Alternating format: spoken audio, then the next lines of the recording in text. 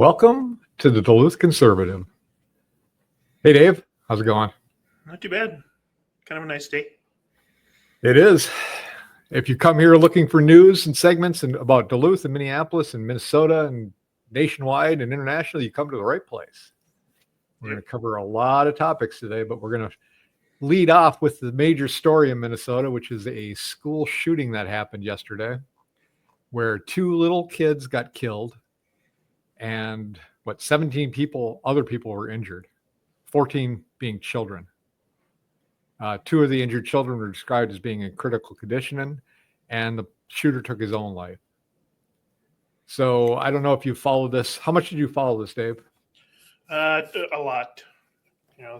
There's a lot of information going on. I'm trying to decipher what's actual and what's spin, as you would call it. So. Yep. So what do we know about this shooter? And first of all, before we even go into that is horrible. It's horrible for those families. It's right. An attack on a Christian school. It's an attack on innocent kids. It's one of the most despicable acts you can do. And people who do this are nothing but cowards and lowlifes. And really, I can't say enough bad things about them. They're just worthless people that do this. I don't care how screwed up they are. I don't know how messed up their life was. You start shooting at kids that have nothing to do with your problems and kids who are innocent, you're doing it just to inflict as much pain as possible before you die. And that is just reprehensible. And I hope this guy is burning in a really hot place right now. So yeah, if you're gonna, instead of doing that, just go get help. Otherwise, just kill yourself. You don't need to bring other people into, like you said, into your problems. Right. Yeah, and so we'll go into this. The guy who did this was a guy who was transitioning, and apparently he would praise Hitler. I'm trying to find the article. Oh yeah, here it is right here. So I'm going to share this article out.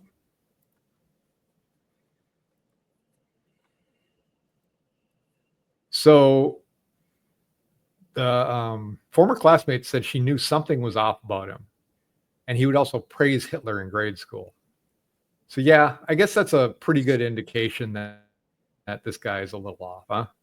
Yeah, definitely. And he also said, we have another article about him that he's tired of being trans and he wished he was never brainwashed. He never brainwashed himself, according to a New York Post translation. So he was a trans guy. He regretted it. He felt he was being brainwashed. And I guess my message is for anybody who thinks, why can't we figure these things out? Why does this stuff keep happening and why can't we stop it? It's a pretty good indication if somebody is changing their body and they're not comfortable in their body and they feel they need to cut pieces off of their body. That's a pretty good indication that person's not in their right mind. Right. So that's the warning sign. That's the sign. And we used to take care of that, but now it's being not only not taken care of, but it's being encouraged. So if you want to try to stop this stuff, I mean, we look at this this list that you gave me. If you start looking at all the problems that we've had in Minnesota and then other places, Minnesota church shooting, a trans person, firebombing, gender fluid, the Nashville shooter, trans, Colorado Tesla arsonist, trans, Colorado Springs shooter, non-binary, Aberdeen trans, Denver school trans. 0.6% of the United States population is apparently trans. But that many incidents, that shows you a correlation of problem. You've got people with mental problems, and you judge them if you want. I'm not trying to make it sound like these are bad people because they have mental problems. I'm just saying they have mental problems, and they should be looked at. They should be made sure they're not close to weapons. They should, and if they didn't have a gun, I'm sorry to say they would use some other method to do this, because look at what they're doing. They're targeting kids. Yeah. They were outside that school. It's just as easy to drive a car into them as it is to shoot them. So it's not the fact that you need to start looking at banning guns, which we'll talk about in a second. I think you got to start looking at the root of the cause. I mean, if you look at, if we go back 2 or 3, 4 weeks ago on our show, we talked about the Walmart stabber. He stabbed 11 people before a good guy with a gun stopped it. Yeah. Banning guns is never the issue. Right. You know, if there was somebody at the church that was armed, that would have changed everything. Well, I mean, it happened so fast, but clearly this guy had a problem, right? He's just not in his right mind. So, of course, we've got Tim Fry. And what does he come out and say? What's his first reaction? Well, let's just watch it. Obviously, I've heard about the rhetoric and the narrative that is being pushed out, but here's. So first of all, he talks about the narrative being pushed out. I don't know of any narrative being pushed out. At that time, they were just talking about the shooting itself. Yeah. Thing. Anybody that is going to use this as an opportunity to villainize our trans community or any community has lost touch with a common humanity. So immediately he goes on to say, "Oh, this isn't trans people. Don't attack them." He's also using this exact opportunity to go against guns, which we'll talk about in a second. So don't use it against this thing, ignore this, but go against this thing I don't like. Right. We got to be operating not out of hate for any group, but out of a love for our children. That's where the focus needs to be right now. A love for our kids, seeing these kids, not just as somebody else's kids, this horrific thing happened, but what if it was our own? How would we feel then? So look, we need to be standing up for every community out there, a Catholic community too. Oh, he got around to the Catholic community finally. Yeah. Wow. By the way, I mean, any community that suffers this kind of blow or so it's classic. That's a classic non-response while saying things that make no sense. Yeah. But that's the first thing he did was jump up. Can't blame the trans community. My God. Well, I don't think we are blaming the trans community, but we are pointing out a problem with the transitioning of people and cutting up your body and thinking that putting on a dress makes you a woman. Here's a little hard truth. You can want to be a samurai and put on the samurai outfit. That doesn't make you a samurai. You can want to be, Jackie Chan or Bruce Lee. You put on a gi. That doesn't make you a martial arts expert. You pick up a guitar. That doesn't make you Eddie Van Halen. But all those three things combined is a lot easier to attain than the opposite sex, because you can at least aspire. You can practice and maybe make it. You can't practice, be a woman. Putting a dress on doesn't make you a woman. Wearing your hair long and putting on makeup doesn't make you a woman. It just, sorry, maybe it's a hard truth for somebody. It just seems like an easy thing to me, but some people just can't get that through their head. You can't change. Just because you put all the parts in place or make it look like it, it's still not true. And I think maybe when they come to that realization is when they snap. Right. And being trans is irrelevant to the situation. It is a mental health issue. It's not a gun issue. It's a mental health issues. If you go back to all these shooters, there's something wrong. There's something mentally wrong with them. Right. And they happen to be trans also, which is a good indication of something's, you're looking for indicators to why these people are doing what they're doing. Transferring your body over is one of the symptoms. Right. You want a warning sign? That's your warning sign right there. Yep, exactly. And then Jacob going on and just being, the great guy he is. His families. These were American families. And the amount of pain that they are suffering right now is extraordinary. Don't just say this is about thoughts and prayers right now. These kids were literally praying. It was the first week of school. They were in a church. I don't know what point he's trying to make there. When No. people are saying they're praying for them, they're doing what they can. You can't go and actively go there and help those families. Not everybody, but you can pray for them. And if you don't think prayer works, well, I disagree with you, but at the same time, why don't you just shut up, Jacob? I like calling him Tim Fry because it's a combination of Tim Walz and Jacob Fry. So Yeah, that's exactly right. God, they're two of the same. Yeah.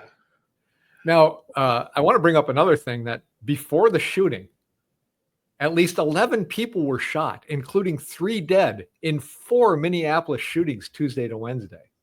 Yeah. Remember what Minneapolis wanted to do? Defund the police. Remember what they're talking about doing here in Duluth, defunding the police? Right. Here's a result of that.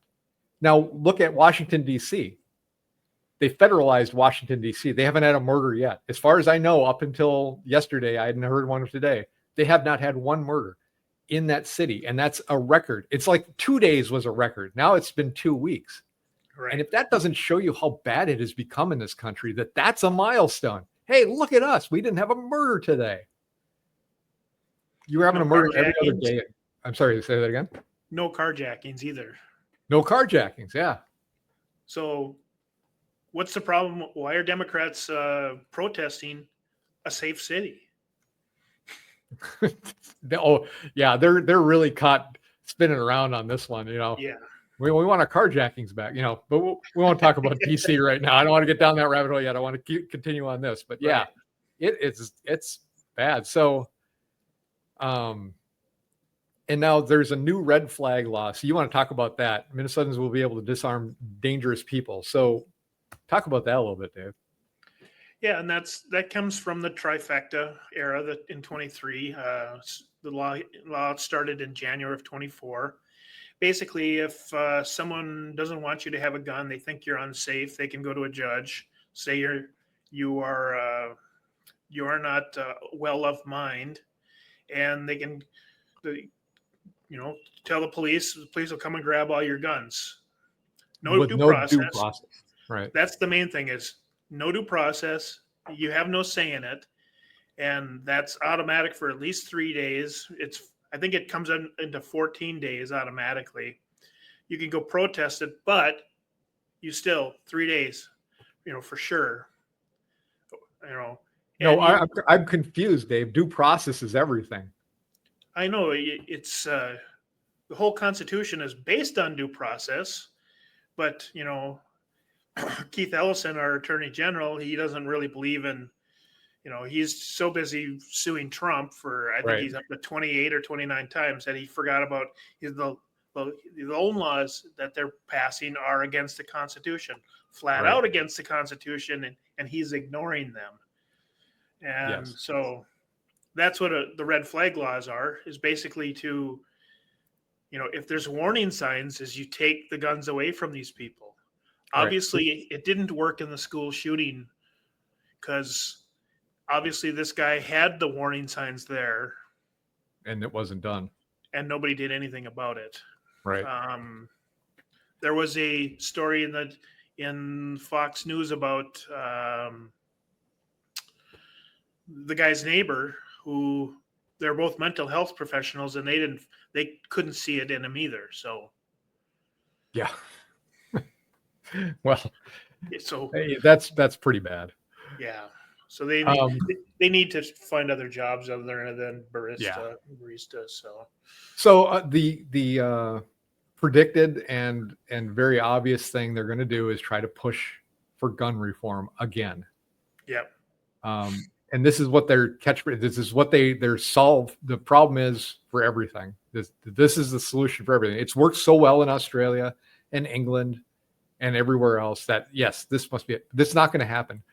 Wouldn't it be nice if maybe they took the approach and said, look, we try every time to get gun control or break the Second Amendment and take away your rights and give the government the rights to take away your guns. What if we walked into this thinking that's off the table? What else could we do? But this is the thing they're going to keep slapping against the wind to go, okay, we're going to take away your guns. We're going to take away your guns. This is what we want to do. If you go in with the approach that won't work, do you have another level? What else is there? but they don't think that far. This is it. This is the one thing they've got. They've got a hammer, and they're going to pound everything like it's a nail. It just, I mean, just think of this shooting happening when they had the trifecta. They would have broken every constitutional amendment to ban guns. It would have been a no-brainer for them. Right. I mean, I think that's one of the things that bothered me the most is how quickly Walz, Fry, all these guys ended up in front of the cameras while the police were still there. How did you get there so quick? How did did they have something to do with it that they were able to get there just immediately and then all of a sudden everyone's on the same narrative of, oh, we better ban guns. I think they're just primed for that all the time. I think Fry was doing his best dejected look he could do. I mean, I think these are actors more than anything. Yeah. I want to show a picture of the lieutenant governor just to see. Oh, yeah. This is kind of one of our pictures for today, but this is her saying, "Protect trans kids with a knife." What does that tell you? This is threatening. This is not what our leadership should look like. This is not what they should be doing. And if Walz would have won, if Kamala had won presidency and Walz, she would have been our governor. It's the worst thing. It's like you get rid of one and somebody even worse takes over, and it seems to happen all the time. Right. She's just all right. So let's check out what Ellison has to say here.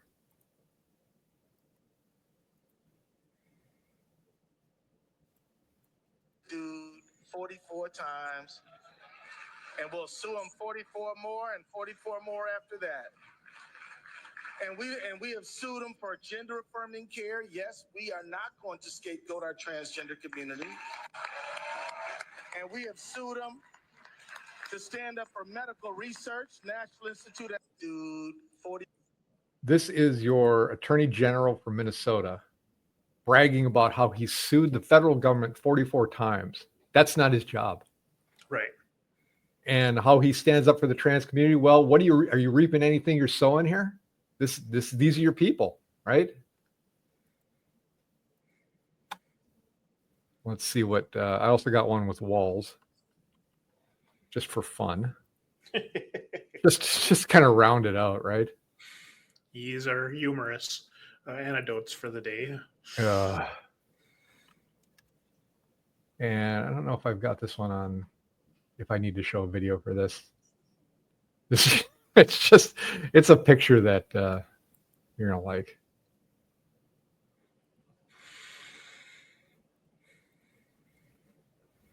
No mental illness here. No, this is fine. Yeah. I mean, I have no words. I want to move on. Let's move off of this. This is just too much. That's our governor, Dave.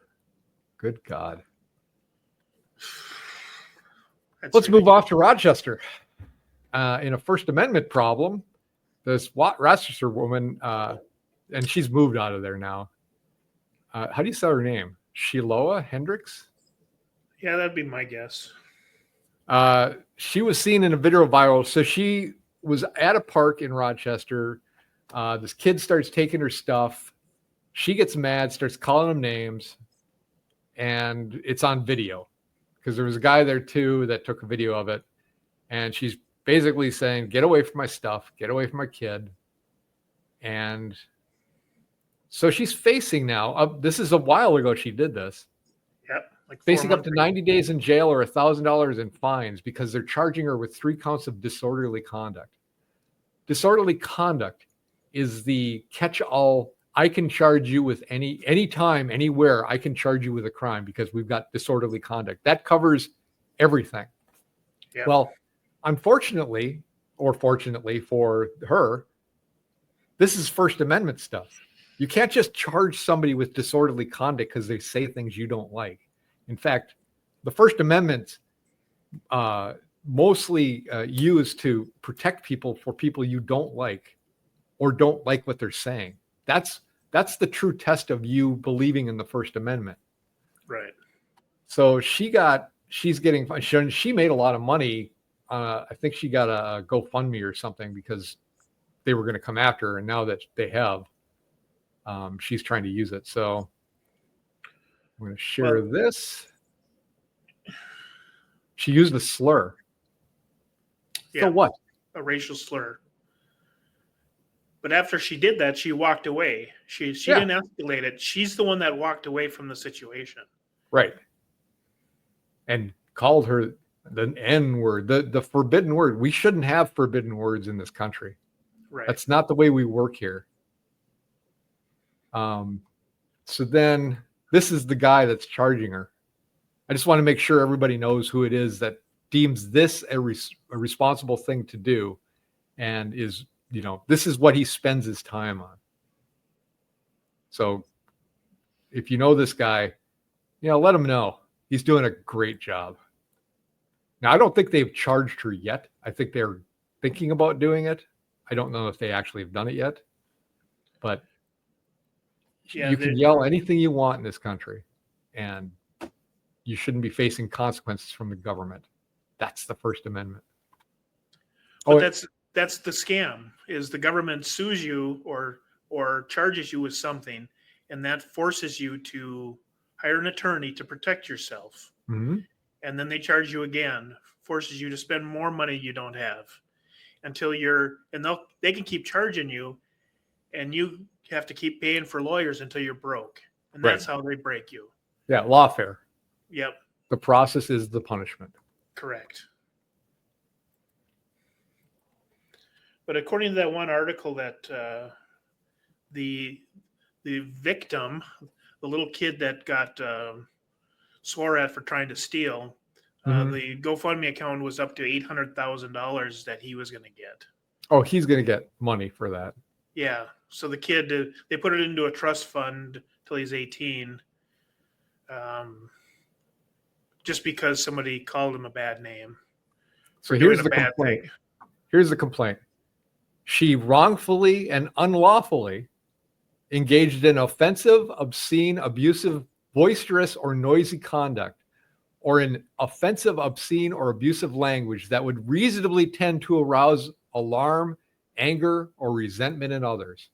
That's what they think they can get away with, charging her for a crime with. It's best to know, too, to make people remember, the First Amendment or the Constitution is not saying the government is giving you these rights. All they're saying is we have these rights, and we do not allow the government to do any kind of regulations around them. It's a different angle. If you think the Constitution is the government giving you rights, that's not how it works in this country. You have God-given rights. The only rights the government has is the one we have allowed them in a contract to lord over us. So that's what the First and Second Amendment are for. That's what the whole Constitution is for. But when you think about the First Amendment, it's not like, the government has given us the right to talk, but they can take that away at any time. It's not the case. We have the right. We're not allowing you to take the right away from us. Go pack sand. Well, even the law itself is against the federal Constitution. Therefore, that law itself that she was charged with should be thrown away, because abusive language is, like you just said, that's against what the First Amendment says. Right. You may not like it. Yeah. You may hate it. Lots of people say lots of stuff I don't like, but I'm not going to try to get them jailed for it. Yeah. So that law should be thrown out because it's against the very first First Amendment. Right. Very simple. Well, I'm going to show you now kind of a path down that we're going. So this happened in Scotland. So there's these two girls out there, and this illegal alien there is harassing them. This 14-year-old girl and a 12-year-old girl. So the 14-year-old girl shows the guy what she's going to do if he comes near her sister. Don't touch her. She's got a hatchet. She's got a knife. Yep. So that alone shows you the failure of the adults. If kids feel that they have to protect themselves against the immigrants there in Scotland, the adults in that country have failed. Now, the good news is I've heard that the Scottish men have banded together, or a group of them are banding together to try to protect some of these kids now. And we've talked about it before, but the UK there's something wrong over there.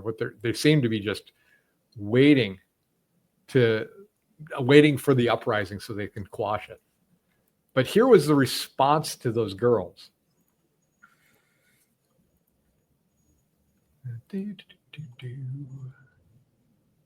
Scotland police charged the teen girl seen in viral video. Alleged attempted migrant assault. So see how they protect that? Yeah. This reminds me of the kid that got bitten, like we talked about last week. The illegal bit him all over his body, and then they didn't arrest him or they didn't do anything to him because he protected himself. Yeah. They go after the girl. So if you think banning guns is going to work, well, there's what Scotland did. They banned knives too, because people are getting knifed to death out there. Right. Yeah, I don't know if I'd even want a vacation over there anymore, because it's the rules have gotten so crazy. You couldn't, you can't defend yourself. Even in Minnesota, they don't want you defending yourself. Right. Exactly. That's basically what the Rochester lady did. Was she was mad because someone was trying to steal something, so she said something, and now she's facing, 3 counts of 90 days in jail. Right. Yeah, and she was just. I mean, that's what you do. If you're protecting yourself, you're trying to say stuff that makes them step back a little bit. Yeah, that's just the way it goes. I mean, I don't know what these people think you're supposed to do. I do know what one person said, and I think we're going to come to it here I think we're going to come to this story where the guy's like, just cooperate. All right. Did we talk? I don't know if we talked about that last week or it's going to be this week, but the guy was like, yeah, if somebody breaks into your house, you should just cooperate. Cooperate? The guy steps into my house. He's just told me that his life is worth less than my stuff. So I'm going to accommodate him for that. Yeah, and even this Rochester lady was following the law because she escaped out of the situation because she walked away from the situation versus doing something. Right. That's what you want, right? Yeah, that's what the law says. If you have an escape plan, you have to use it. She grabbed her kid, said a few words to slow the person down, and then walked off. Well, I mean, doesn't it show you the natural progression? Ban guns, bad knives, ban words. What do you have left? A dirty look? Are you going to get arrested for that? Disorderly conduct. Yeah, can I arrest my last girlfriend for rolling her eyes at me? I think it's time to charge her with disorderly conduct. Yeah. All right. Well, let's move on to Duluth news. We're a half hour into this, so I think we're going to be able to slam through the remaining stuff in about 45 minutes. We got a lot of stuff to go over. So, Duluth, the mayor warns the council of pending tough budget decisions. Now, this is the same city council that just voted to give themselves a raise like a week or two ago. Right. We are facing a $7.36 million general fund deficit in 2026, according to Josh Bailey, the city's interim finance director. In all, 72% of the city's revenues come from 3 sources. State local government aid accounts for 33%. Property taxes are the second biggest contributor, and local sales taxes are next. Of those 3 sources, the city controls only one revenue stream, property taxes. So guess what? If you enjoyed this year's low property tax increase, you're about to get slapped in the face. Yeah. And this is why I want to get rid of property taxes completely, because all you're doing is living in your house and you're going to pay a lot more. And what do you got to say about it? Nothing. All you get to do is sell your house. Property taxes are nothing more than you renting your house from government land. So the government actually owns all the property in the city, and they will do with it what they will. If you don't pay them, they take it. Take your house, sell it, give you some money, take the rest, sell your land again, get more property taxes. Yeah, and that's the whole. I think that's the cure for the solving the housing problem is is raise taxes so high that no one can afford to live here anymore, and everyone moves out. Right. So then they can take over all these houses and give it to the unhoused. I mean, the homeless. Yeah. They complain about affordable housing on the left hand, and in the right hand, they say, here's your property taxes. It's going to cost you $17,000 a year to live here. And then on top of that, all your insurance is going up too, because we got to pay for the West Coast, Right. for all those fires, and we got to pay for Florida, all the flooding, and we got to pay for the East Coast for all their problems. So yeah, we're just getting reamed here. But the property taxes, this ought to be interesting, and it'll be interesting to see how the city councilors respond to this. What are they going to do? I think a majority, like 90% of the budget, is salaries and benefits. This isn't going to be easy. Right. It's been looming for a few years, but now with a $7.36 million general fund deficit next year, they better start making some decisions. And I don't know if the 20-year-olds that are on the city council that have never actually done things with their lives are going to know what to do about this. And if you look at the city council notes, all they do is approve everything. Sure. And they just approved the firefighters contract for 3 or 4 years. So, did you negotiate? Was there a negotiation with the firefighters, or did you just automatically give in because that's the easy path to take? Good question. When they're contributing to their campaigns and endorsing them, and then they get them in, then what are they going to do? Go against them? But I don't know who negotiates the firefighters' contracts at all. I do know this: they sure like their commissions. So now they want to go forward with a transportation commission, because apparently the city council doesn't like to do anything. So this, if it gets created, this will be the 39th commission for Duluth. Now, check that against Rochester, who has 18, and St. Cloud, who has 20. This will be the 39th commission. From what I can tell, these commissions are just meant to take the work away from the city council and give it to somebody else to just tell them what to do. And then, like you said, they can go through and say, yes, do it. And then if something blows back, they can just like, well, that was the recommendation. What are we supposed to do? Right. I mean, what at this point, what does the city council actually do? They come up with, they just override rules and take and give homeless people places to live in our neighborhoods. And give themselves raises. That's been the big accomplishments the last few weeks. Right. Yeah, and then they approve add-on contracts, change orders of contracts that now they're out of budget. Yeah. Oh, we're going to have someone do it. They bring in a low bid, and they charge. The change order comes at 50% over, and they just go and prove it. Approve it. So they tabled this action right now, but who proposed it was Duluth Councilor Mike Mayu, who has since fled the city and left his position, and as in Alwal, 20-some-year-old girl that I can't tell you what she's ever done in her life. Not to be too harsh, but I don't know if she has life experience to do the job of city councilor. Other than getting elected, I haven't seen an accomplishment yet. Right. All right. We'll move on here. It's $62.8 million in state aid to help Duluth replace the lead water lines. So you added that. How much is that percentage-wise for what they need? I don't know if I have that number, but I thought it was interesting because that's about the only thing they could do to solve their problem is to get a state grant to replace the water lines. Oh yeah. So if they didn't have that 62 million, then what are they going to do? Right. And it said something in here, more than any other Minnesota city by a long shot. It's a sum that equates to more than 1/4 of all statewide spending in 30 communities. So I don't know who got this passed, but they got a lot of money for it. So my thought is this: it's been 100 years. city's been running on these pipes. They knew it was a problem years ago. Right.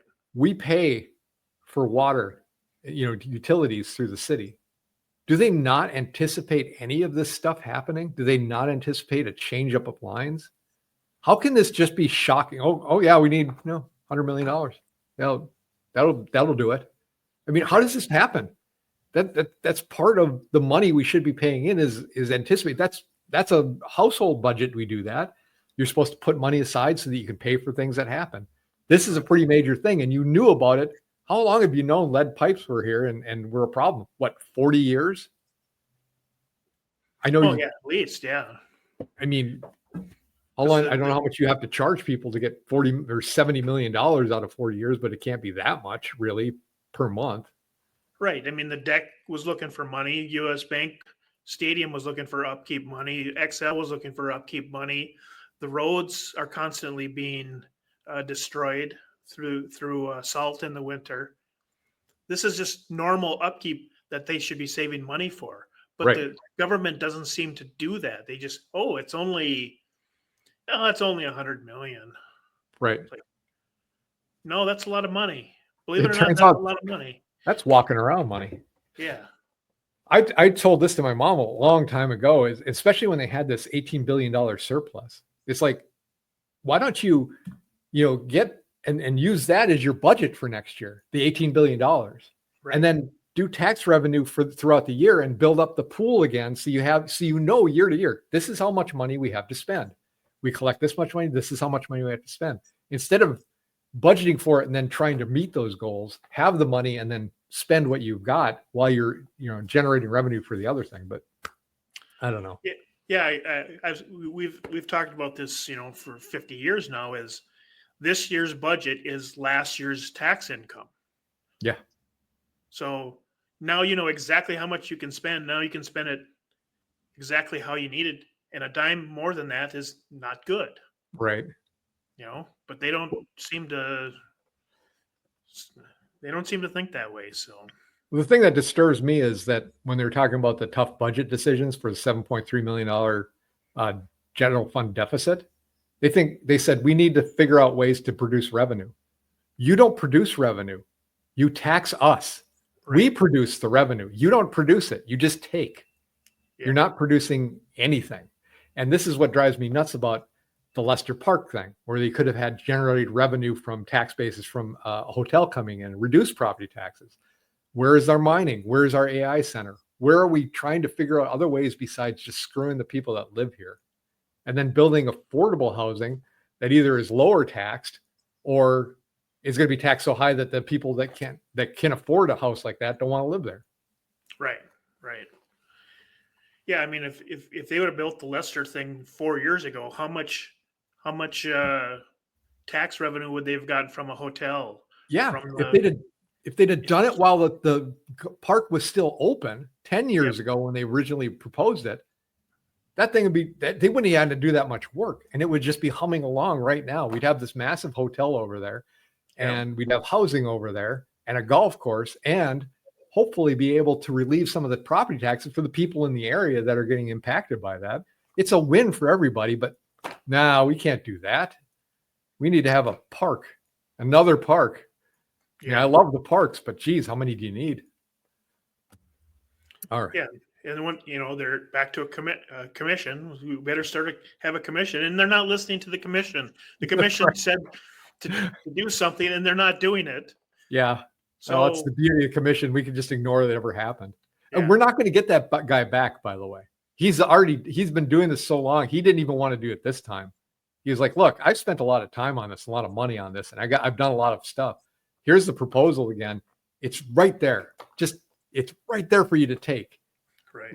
And I think they just ignored it. I don't know of anything that came out of that proposal. So great. Lost him. Yeah. So let's raise there's property your $7 taxes. million right there.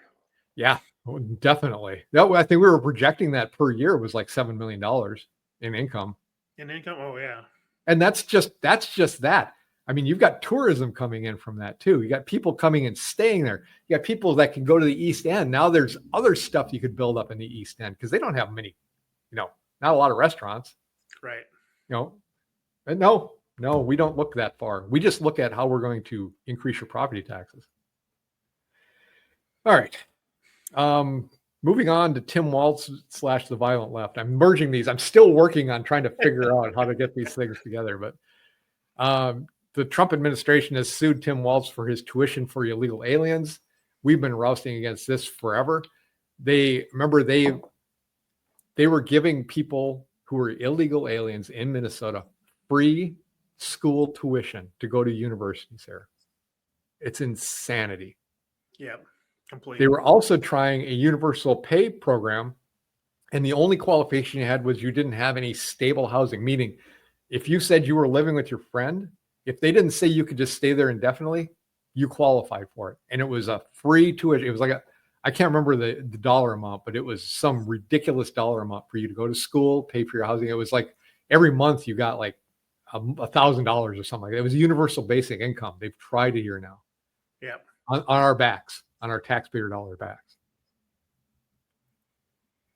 And then I've got a guy, so I'm going to round out the I got a Tim Walz thing. Tim Walz screeches about GOP's stupid frickin' red hat in an angry rant. This guy is totally hinged. Let's just bring that up. Let's listen to our governor, Dave. They pushed a single button Let's and listen to boom, this advertisement $24,000. Now we're going to listen to him. Let's listen to this advertisement first. Think of how easy it would be to be a damn Republican. Oh, what should I wear today? This stupid freaking red hat. What should I say today? I don't know. Just make sure it's cruel. I don't wear a red hat. No, I do say because if a Democrat puts a red hat on, then you can't see their pink or blue hair. That's true. Who do we listen to? That guy. Oh, the felon in the White House? Yeah, listen to him and that will be fine. Wasn't he arrested for doing something in college that had to do with a horse? Well, didn't he get a DUI too? Yeah, I think he did. Yeah. Now he's talking about burning flags. He's going to have flag burning or whatever. He's going to burn flags? Do you know what he's talking about?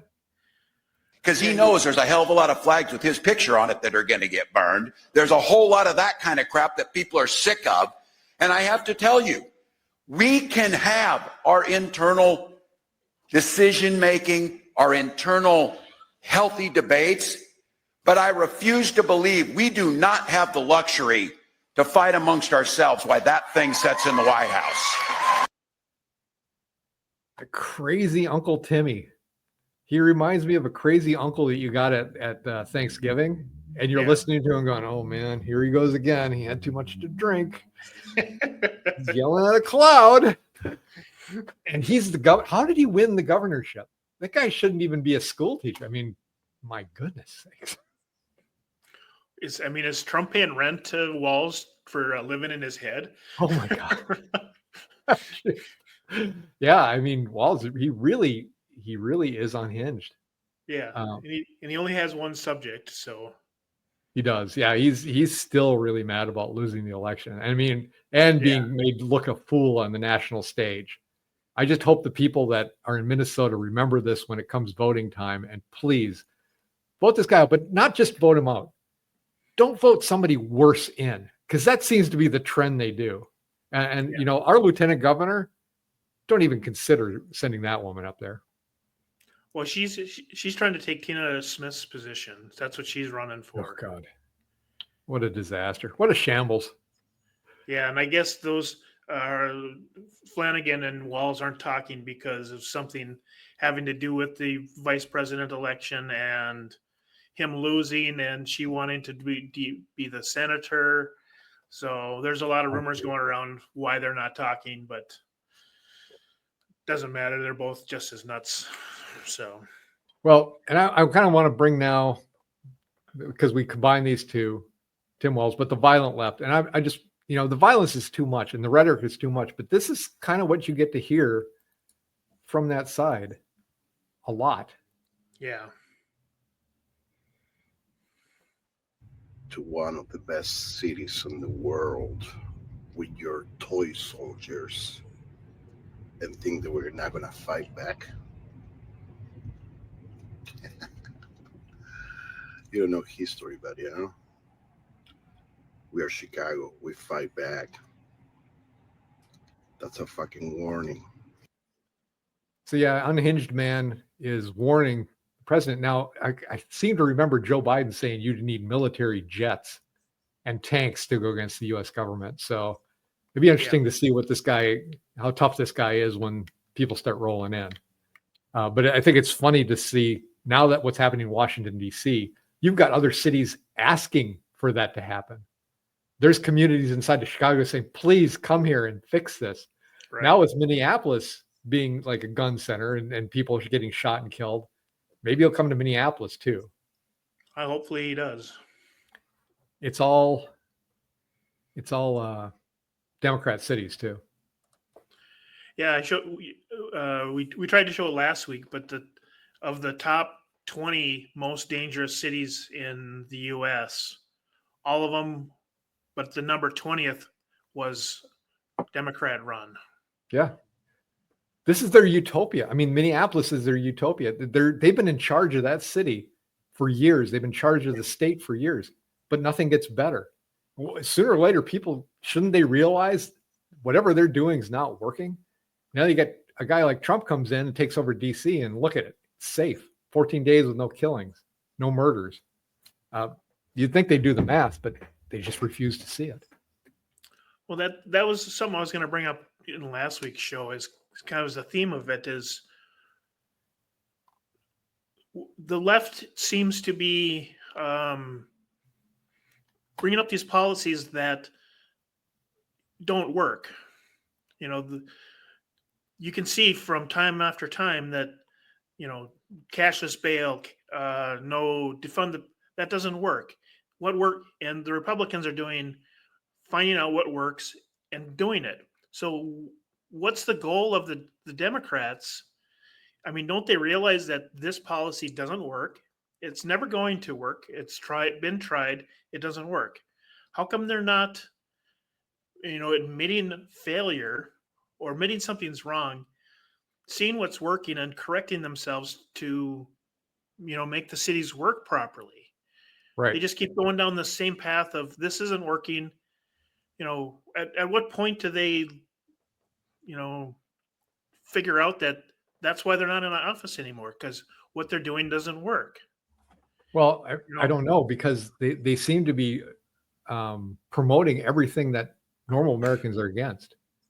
They're angry about DC being safe. How are you against that? Why isn't it just easy to go, yeah, this is nice. It's nice not having killings and carjackings. They're pushing all the stuff that's going on in schools instead of teaching kids how to read and write, which is, we've got this horrible reading percentage in this country. If you come out of school not being able to read, you're failed. You failed as a teacher. I even read a story about, and I don't have a link to it, about a girl who graduated like top of her class and she couldn't read, and she got scholarships. How does that work?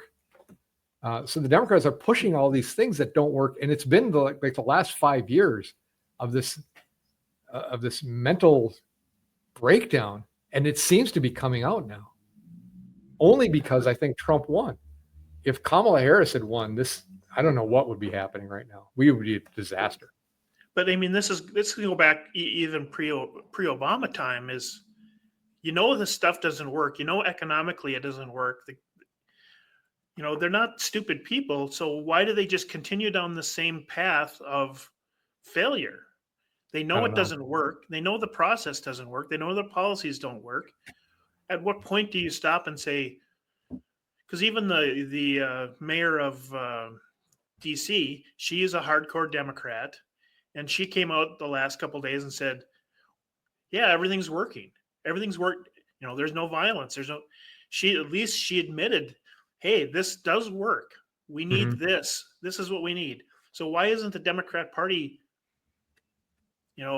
figuring this out? That embracing the fact that their policies don't work, right? And it doesn't have to be a Republican policy, but embracing policies that work. Yeah. Why aren't they doing that? Why are we arguing about this? Keep going down the same road of failure. right? They know it doesn't work, but they keep doing it. And the funny thing is, like the open borders and all that stuff, Democrats were all for closed borders 30 years ago. Yep. They've switched to open borders for some reason. It's almost like an intentional sabotaging of the country. So I agree. I don't know why they aren't embracing this and at least being somewhat fluid and saying, yeah, well, that's a good idea. Let's try that. And then try to take credit for it somehow. Yeah. Even doing that anymore. The only thing I could think of is their end goal is to completely destroy America or completely change America into something else other than what it is. I think that's pretty obvious they're doing that. Yeah. Because they know their policies don't work, but none of them will admit it. So we're back to the same conundrum as, it's going to fail. So why do you keep doing it? It's an interesting thing because let's go on the national news, but it's kind of like talking about the Cracker Barrel thing. Oh yeah. And I've been to Cracker Barrel once. It was okay. I mean, apparently it used to be really good food. Now since the takeover the last couple of years, they've gone to microwave food and all this stuff. But if you look at it, was this just an attempt to drop the stock prices? Because apparently a lot of people shorted that stock recently, right before this announcement. Oh, okay. And this stinks like BlackRock again, because they're part owners. But you do this, you change the face of it. You changed the food a couple of years ago, so it's not as good. You change the face of it, you change the inside, you make a big announcement about how you're getting rid of it all, and the stock prices crash. Well, guess what? People make money because of that. They know how to manipulate it so they can make money. Then they can come back and it's like old Coke and new Coke.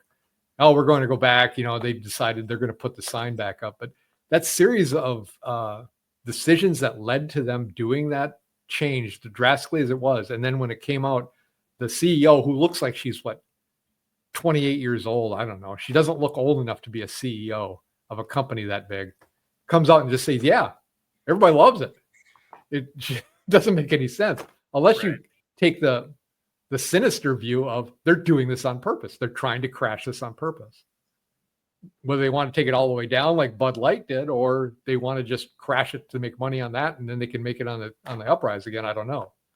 But it seems like the same thing the Democrats are doing too. Well, that was the conspiracy theory was to get billions of dollars in free advertising.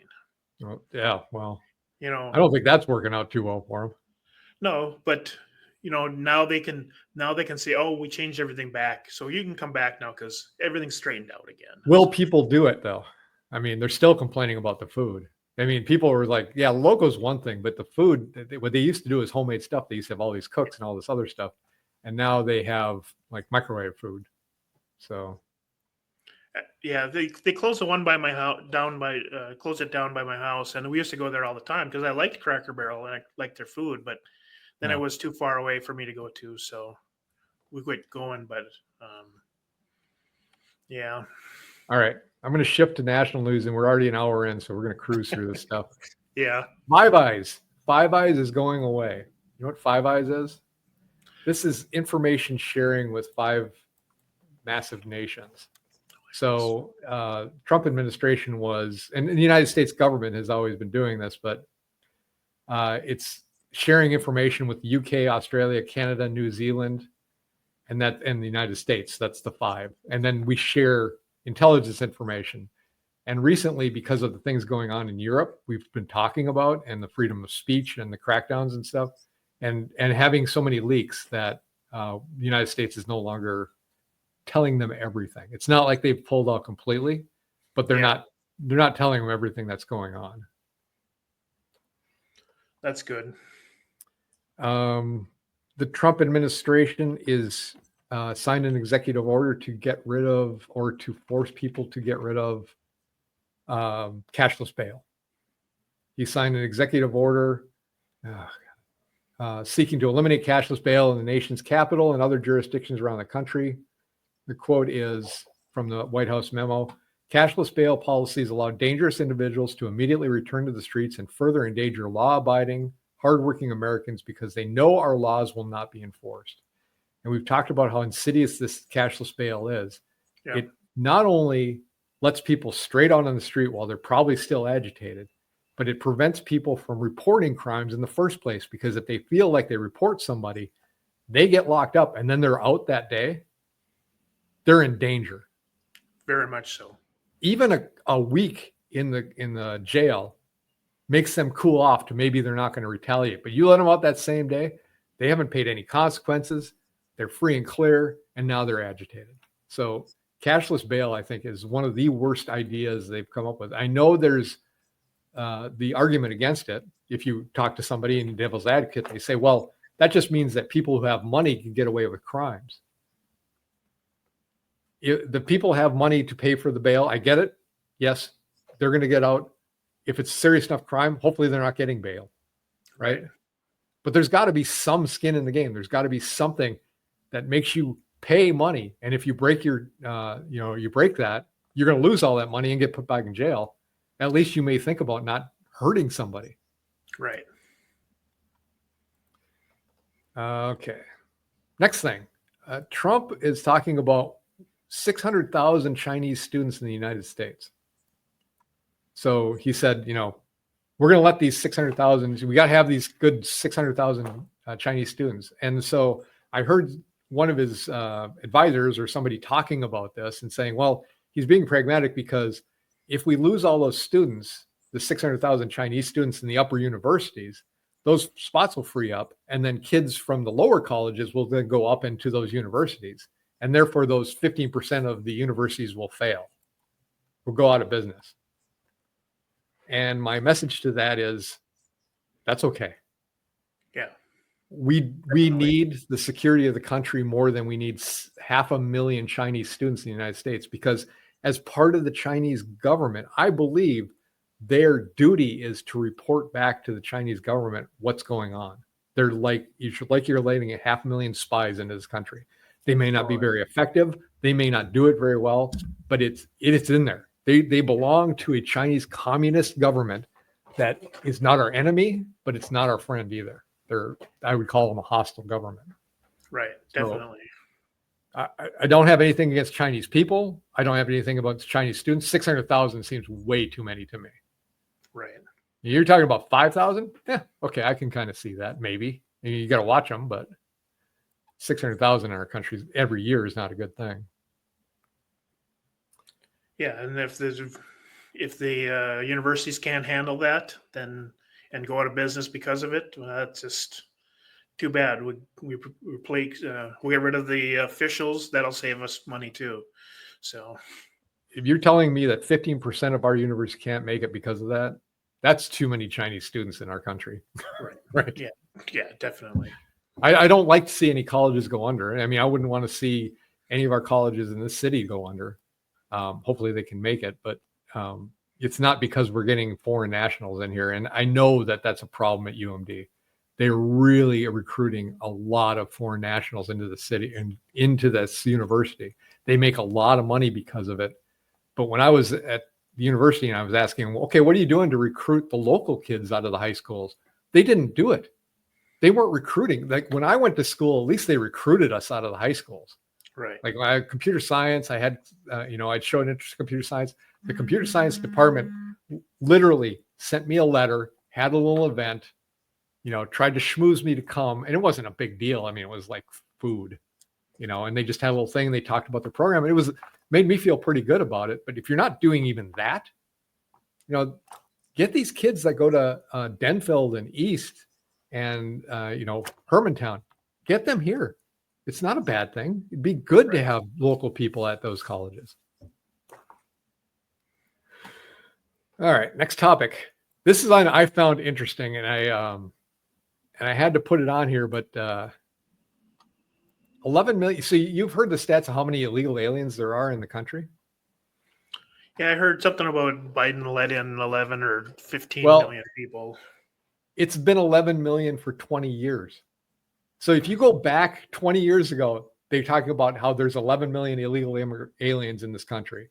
And then I think it was Matt Walsh doing this thing. And for everybody listening, I have links I will put into the description of this video when I actually make it live. So you can look up all this stuff. I have links to every article that we talk about.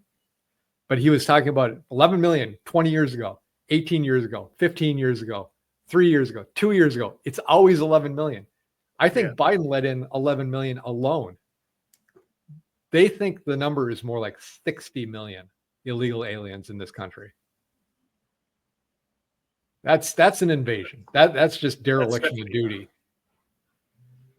So it's interesting to see that. Watch the link. I can't back it up because I can't do the research on this to know that that's true. But if that's true, my goodness.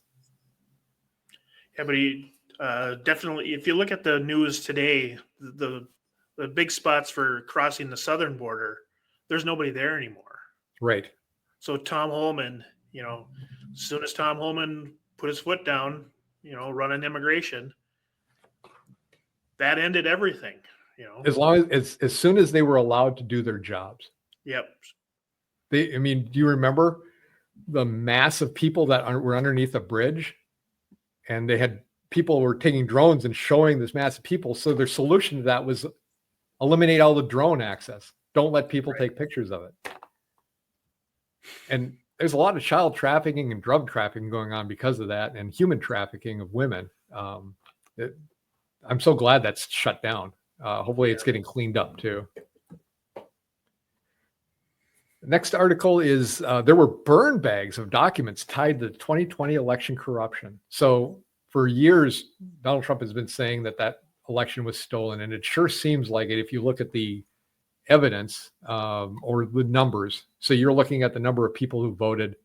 More people voted for Joe Biden than anybody else in the history of this country, including Barack Obama, which I know many Republicans voted for Barack Obama both terms. Yeah. But somehow, you got the Barack Obama election, number one, 63 million. Second election, I think he got a little more, 65 million. Hillary Clinton dipped a little bit, but it was just in that area. Then you got Joe Biden. And then you got Kamala Harris back down to the level number.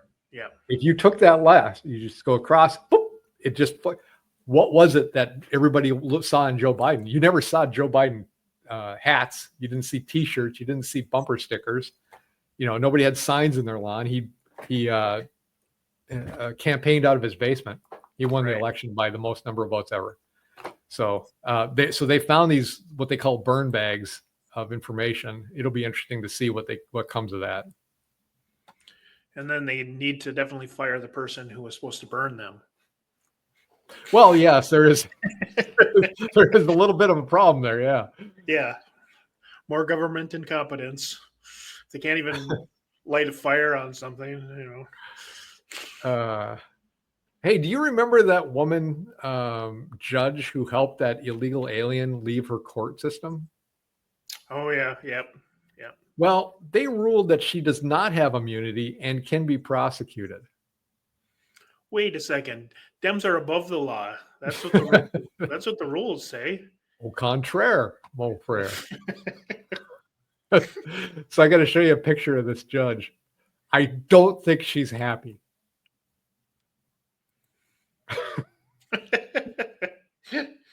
She looks a little perturbed about this decision. So this is what she got arrested for it. But so she doesn't have immunity, can be prosecuted. She's now facing multiple charges, including a felony and 6 years in prison. Wow. But so she's been suspended. While she's suspended, she gets $50,000. So, never really. No consequences. Yeah, and we'll see if she skates out of that. Right. I've been amiss. I should have done this. I can't believe we didn't start this. But Taylor Swift is engaged. Did you know that? Yeah, I have a daughter that's of that age. Yes, I have a daughter. So I just gotta say, I didn't know. I don't really care. Taylor Swift, I've heard a couple of her songs. I think she's good. People I know just absolutely love her. And I think I know somebody, I won't mention who it was, on Spotify. They were her 0.1% high. They were in the 1.1% highest number of people who listened to her for a couple of years. But I don't know anybody who has a problem with it. I really didn't. It didn't come across very much. But Harry Sisson said, Taylor Swift is engaged, which means MAGA is melting down. It's a great day. I don't know what he's talking about. And it's been so long, I'm too afraid to ask. I don't even know. Yeah, I don't know a single person that even cares. You know, No, one word. I know people that, yay, I mean, I saw people celebrating it. That's great if you're into that kind of stuff. I mean, that's fine. But Yeah. I don't know if anybody upset by it. Yeah, she doesn't affect anything in the world. I mean, That's just as singer. far as- She's She's a singer. smart. She is smart. I mean, I will tell you that because she had all those hits back when she was young. She wrote all those songs, but she didn't own the rights to them, or didn't own the rights to recordings of them. So what she did was re-recorded them. So now that she would get the royalties from those recording played, she made a ton, like a multiple hundreds of millions of dollars because that is one of the smartest things I ever saw. So hats off to her. Yes, but I've heard stories about how her dad became her manager because he was the smart guy in the relationship. So when he was talking to the management companies and stuff like that, he's the one that basically developed and marketed it more than she did. So Yeah. we'd have to sit down in one of their meetings to find out who actually was the smart one in that relationship. But either way, most likely she didn't come up with the concept, but she did it. And Yeah. she writes all her and sings all her own songs. So I got to Yeah. give her credit for that. Hey, that's good. That's the way it should be done. correct.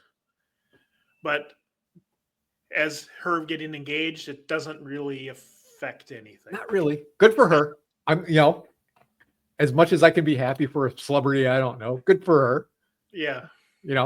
So, but I'm not melting down about it. Who is, I don't know who's melting down. I don't, Yeah. I don't care. We've spent too much time on this.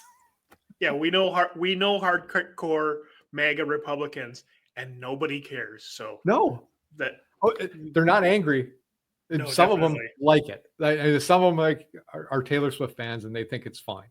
I don't know Yeah. anybody that's against it, to be honest.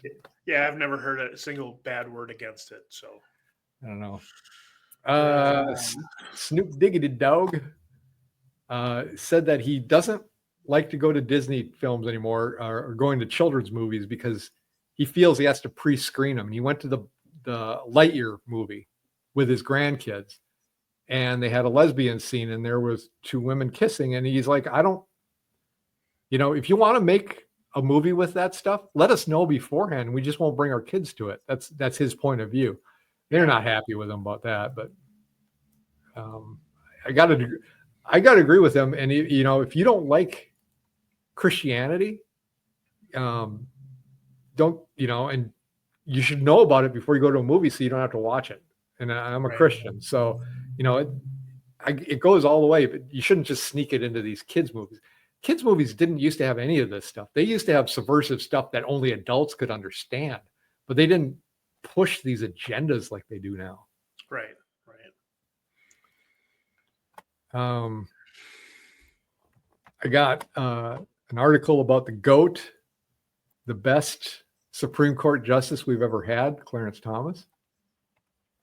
And he had a great thing to say about his job. So I'm going to bring this up here and see if I can play it for you. Here we go.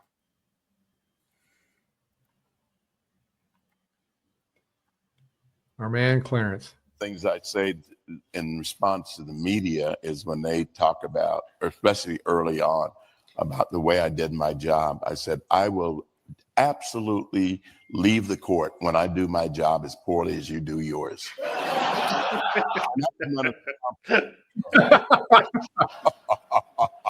I love this guy. He's what I by far I've liked him the most out of any Supreme Court justice ever. He And the almost sounds crap he had to go James through Earl with. Jones. Say that again. He almost sounds like James Earl Jones. He did kind of, yeah. He could take over like Darth Vader's voice. Yeah. But yeah, the crap he went through during the 80s. I remember when he went through the trials. The trial. He was being nominated as Supreme Court justice, and the Senate, with Joe Biden leading it, Yeah. just threw his name through the mud. It was disgusting what they did to this man. A bunch of hearsay. It was the first time I ever saw somebody really getting reamed on TV. Right. And that was like, I don't know if they'd done that previously to Supreme Court justices who were nominated, but I've never seen anybody get drilled like what he did. And he stood up to it. So you got to give him that. All right. Hey, I got a good one here. If you want to get happy with the Democratic Party, I want to talk about some of the kids of the Democratic Party. Dodge confirms that USAID gave Chelsea Clinton a grant of $82 million through the Clinton Global Initiative, $3 million of which were spent on her wedding and another $11 million on a mansion. That's what it means to be a Democrat's kid. So then you go and look at Obama. Malia Obama was handed her first government grant at 16 years old. She is now worth $29 million. Wow. This is the payout pipeline. That's USAID. That's what has been shut down, I hope, completely now. And we're going to see the ripple effects of that in the next couple of years. But isn't that amazing? She got a government grant at 16. $29 million right now. My God. And that's our tax money that's going to her. That's right. They took that money from us to give to her because she's the daughter of somebody that was in power. Yeah, I read somewhere that they paid Michelle Obama $175,000 a month for when she was $175,000 a month. A month, yeah. So I don't know what she was doing, but someone or who was even paying her, but they found that she was getting a big stipend out of the husband being why isn't why do we have to find that stuff now? Why are that should have been reported, and by the media, instantaneously.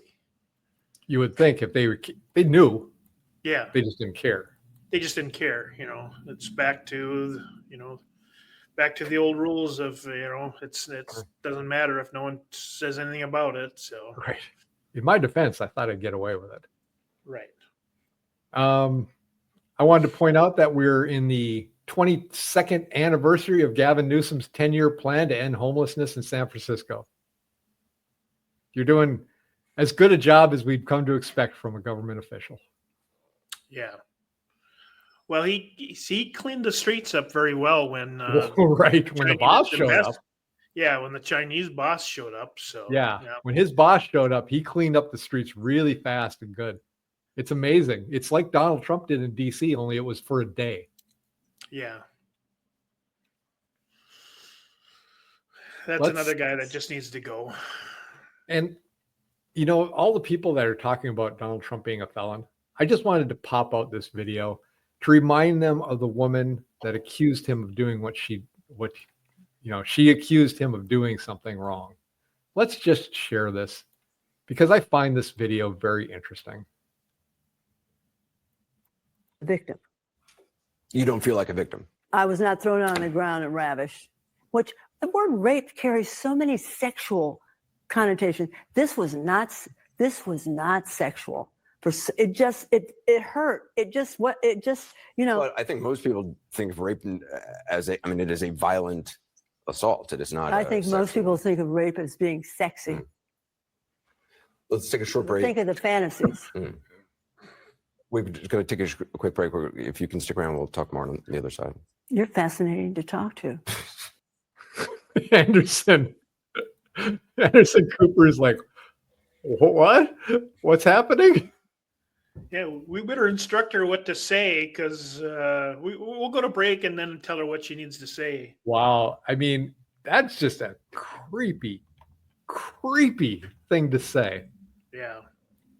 What is wrong with that woman? And this is the woman that the juries believed. The same woman that was like, I can't remember the dates or the times.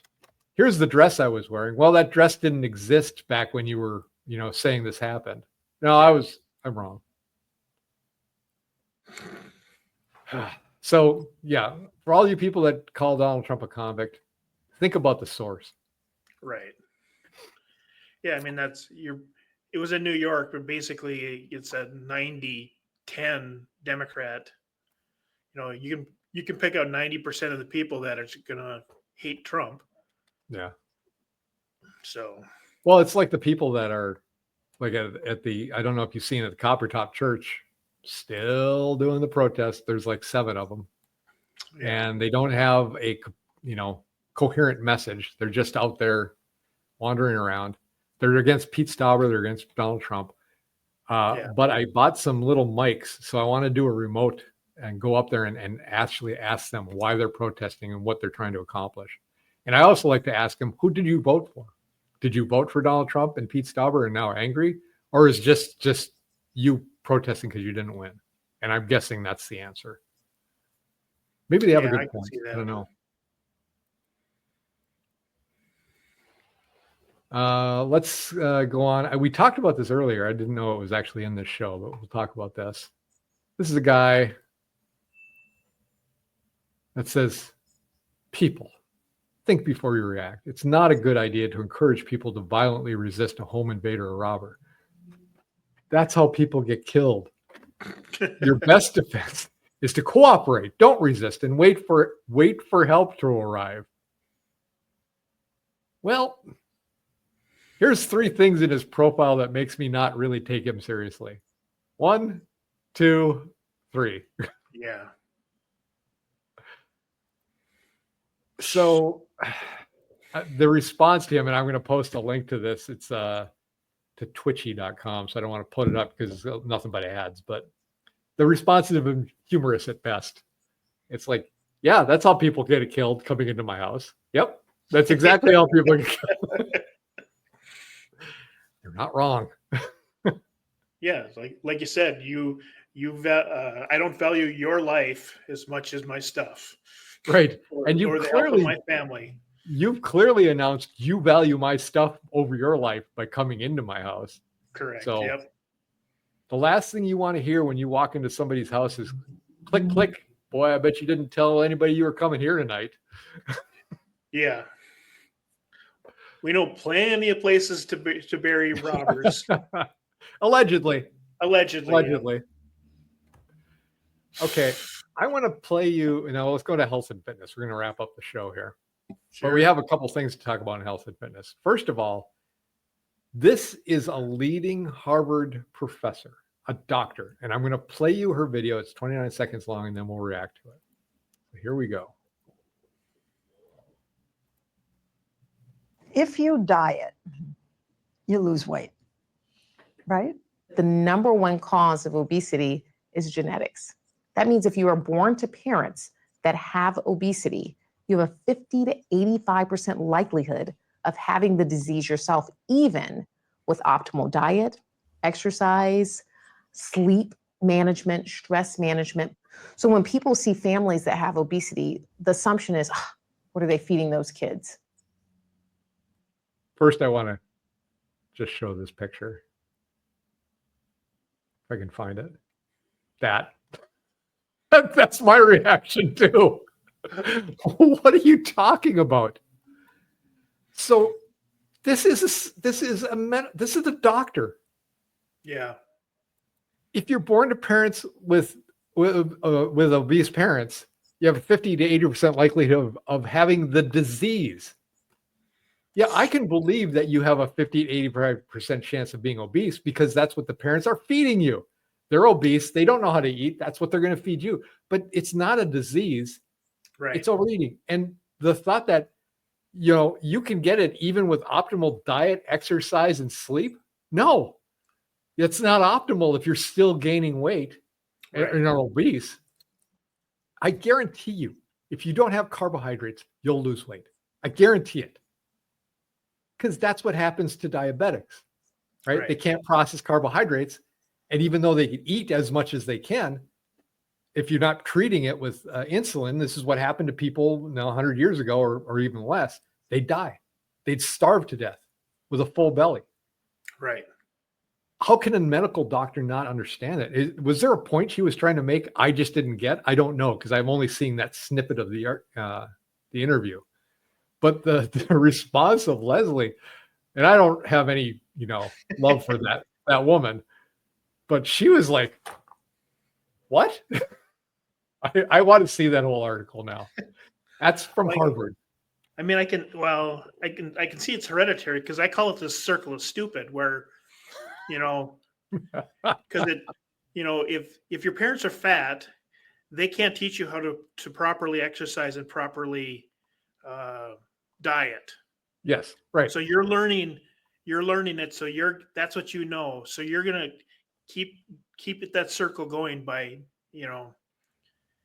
where, if your parents are thin and very athletic, well, then that circle keeps going around, and you're going to come back because you know how to work out and eat healthy. Right. So you're training yourself. So this circle just keeps going around and around. All you have to do is have one person to break that circle. Yeah. To eat properly and to exercise. And because I've seen overweight parents, and then one kid will be overweight, and then the next kid will be slim as can be. Right. I seen a picture today of Arnold Schwarzenegger's 2 kids. His boys? Yeah, the 2 boys. One was raised by Maria Shriver after the divorce, and one was raised by Arnold after the divorce. Maria Shriver, that kid is 300 pounds and very overweight and very unhealthy. The one raised by Arnold Schwarzenegger looks like Arnold Schwarzenegger. He had muscles, and he was thin, and he was exercising. Right. Right back to the circle. One, you know it, and you teach your kids, and that's right. You don't know it, so you got to break those. You got to break those circles, basically. So absolutely. One thing I credit my parents completely for keeping me. They were always active, both of them.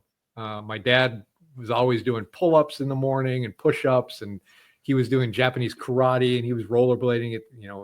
Last year of his life, he took up rollerblading.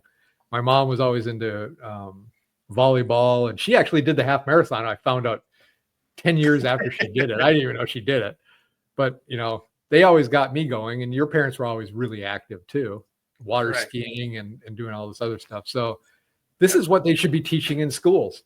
Screw all the gender identity garbage. Teach kids how to read, and teach them how to be healthy, and teach them how to do their taxes and do accounting and business and take care of themselves, protect themselves, teach them gun safety. That's what you should be doing in school. And that's where you get, kids that can take care of themselves, not people like this. And then kind of dovetailing this in.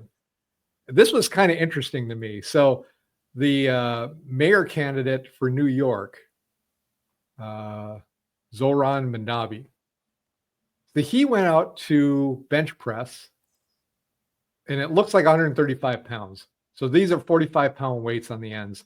But I don't know if it's a standard bar. Standard bar is 45. You move up in the pole. Yeah.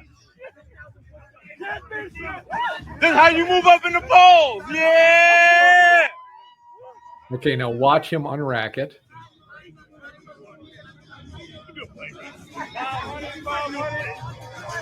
Come on, go back. Yeah. Okay. Let's go. Yeah. Let me get one more. Let me get three. Yeah. So good for him. He's doing some exercises outside. He clearly could not unrack that weight. He clearly has never bench pressed before. The guy that was spotting him was doing most of the work. My question is, why would you do this in front of cameras if you knew you couldn't do the benching? So it's either him not caring about it or not realizing, thinking he could do it himself and needing complete support from somebody else. And I thought that's a perfect analogy of communism right there. Right. It sounds good on paper. I can go do this. This won't be a problem. And what you need is the resources of other people all along to get, and then you take credit for it. Right. Yeah, I was thinking of the guy. The last time we were, you and I were curling that weight. Yeah. We were doing curls and we were doing the same weight as that. So, And I don't want to make fun of them for not being able to lift that much. And there's a lot of people that can't lift that much, but you don't do it publicly in front of a bunch of cameras. right, definitely. So good for you for working out. Not the proper attire, but we'll skip that. That's okay. Yeah. We got a thing here. We got two more things. Southwest Airlines. I am not going to put Yahoo News up because this is like a cancer. That just wore out my system putting that up. They used to be a favorite because, and this has been the last 5 years again, this body positivity thing where people who were severely overweight were coming out and saying, I'm healthy, I'm happy. And then all these influencers were dying. Well, Southwest Airlines had a plus size flyers program. They just let you come onto the system and, they wouldn't charge you. Now, if you're spilling over into a second seat, they're going to start charging people for it. Hefty people are not happy about it.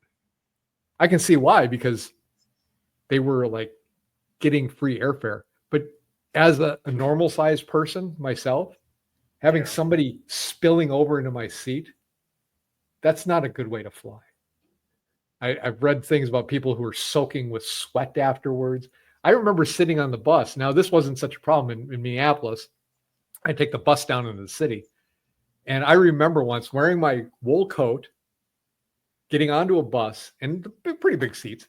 This big woman sat next to me, and she was spilling out, and she was wearing one of those really puffy, like really insulated coats. I could feel the heat out of her sitting next to her. I can only imagine how much heat she was generating. Now, that's okay on a bus in the middle of winter, but in the summer and a flight, no, thank you. No. And I wanted to play this last thing, and then this will be kind of the wrap up here for the show. A thing about Joe Rogan. Hopefully I won't get copyrighted for it. And it's kind of long, but let me just start it off here. And then we'll see if we're going to go on to the whole thing. It's a minute and a half. Build, to use the Matrix expression, where they woke up to what's really going on during. I mean, it's kind of a masterful job of propaganda over the years that the pharmaceutical drug companies have done. I mean, because most people aren't even aware of how many drugs get pulled. They're not aware of the high percentage of them. What is it in the 30s? Well, yes, about 33%. They looked at it over 10 years. 33% had significant safety warnings on the drugs, and it took about 4 years for those to become recognized. That's all I'm going to play of that. But isn't that amazing? That's a third of the drugs have safety concerns and are pulled from the market. That really makes you think. And I know that the COVID vaccination is getting pulled off of emergency systems right now. So that emergency designation they did 4 years ago. So it's going to be out of the plan. I know Robert F. Kennedy doesn't want it in kids because there's no serious side effect for kids. So I just wanted to say I didn't know that. And again, I haven't done the research to tell you that it's true or not. I'm just saying what I'm seeing on this video. So. Which seems strange because, I mean, generally speaking, the FDA tests all these over a 3-year process. Oh, it's even more than that, isn't it? Like 10 years? Before they can even release it to the public. The COVID was an emergency, so that got the 100 days. But, it seems there's enough testing done prior to them even releasing it to find this. But so that makes you wonder. Their testing process is wrong if they're still pulling it after the fact they've been released. Right. So, well, I was talking to my mom about this because she remembers about the time when we were babies, or when we were getting born. They had this drug, and I can't remember the name of it. She knew it off the top of her head. They were giving it to the mothers to fend off morning sickness. Okay. And only after the babies were being born with the severe disabilities and like missing arms and just deformities, they realized that was the drug. So they pulled it off immediately. But that's a lot of lives that were really ruined because of that one drug. And I don't know if that was before or after they started doing stringent testing, but I'm hoping they're doing a lot more. So Yeah, hopefully they're doing actual testing instead of just paying the drug companies off, or the drug companies paying the CDC off, or the FDA, or whoever tests them. Right. Well, I had a quote from, I think, Upton Sinclair I wanted to say last week. Let me see if I can. I think it's at the bottom of last week's here. A little quote to go by. It's difficult to get a man to understand something when his salary depends on his not understanding it. Yeah. That's a really good quote. Yeah, that's very true. All right, Dave. Hour and a half. We did a pretty good job. Do you have anything else to add? No, we've talked enough for one night. So we've talked enough for one night.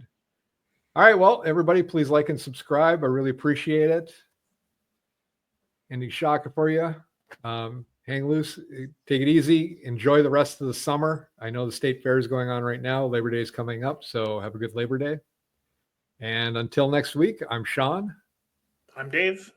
And this was Duluth Conservative. We'll see you next week. Thanks for attending.